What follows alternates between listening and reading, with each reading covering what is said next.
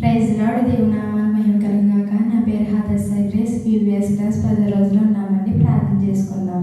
స్తోత్రం స్తోత్రం పరిశుద్ధ ప్రేమ తండ్రి, మహిమతుల గొప్ప రాజు మహాగణుడా, నీకే ఎలా ఉండాలి తండ్రి. ఇంటి సమయానికి ఇచ్చిన దాన్ని బట్టి నీకే ఎలా ఉందని తండ్రి. అయ్యా పీవీఎస్ క్లాస్ 10 రోజులు అడుగుపెట్టడానికి అవకాశం ఇచ్చింది. దాన్ని బట్టి నీకే స్తోత్రం తండ్రి.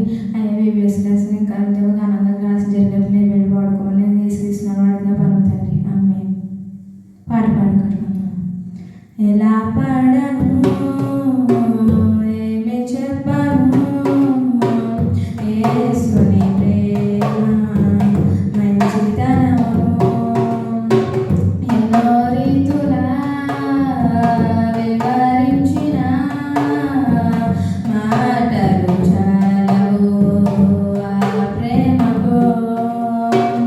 ఎలా పాడను, ఏమి చెప్పను, యేసుని ప్రేమ మంచితనమును ఎన్నో రీతులా వివరించిన మాటలు చాలవు ఆ ప్రేమకు.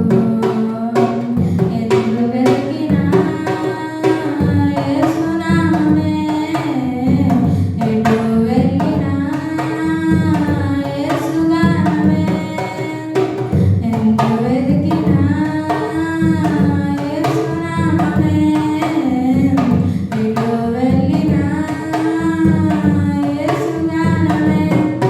ఎనలేని ఆనందం ఆ యేసుతో స్నేహం, ఎనలేని ఆనందం నా యేసుతో స్నేహం.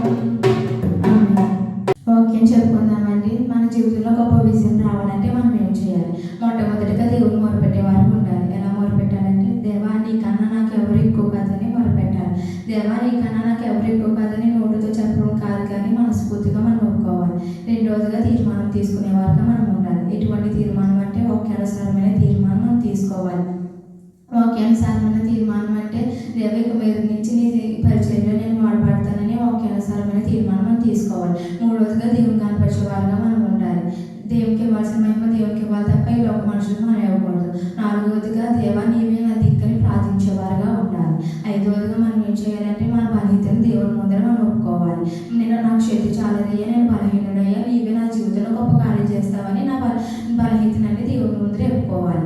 ఆరోజుగా దేవుడు మన జీవితంలో చేసిన గొప్ప కార్యాలని సాక్ష్యం చెప్పేవారుగా ఉండాలి. ఎక్కడ పడితే అక్కడ మన సాక్ష్యాన్ని ఇతరులు పంచుకునేవారుగా ఉండాలి. ఏడోదిగా దేవుడు మనకి సహాయం చేస్తాడని నమ్మకం మనలో ఉండాలి. అప్పుడే దేవుడు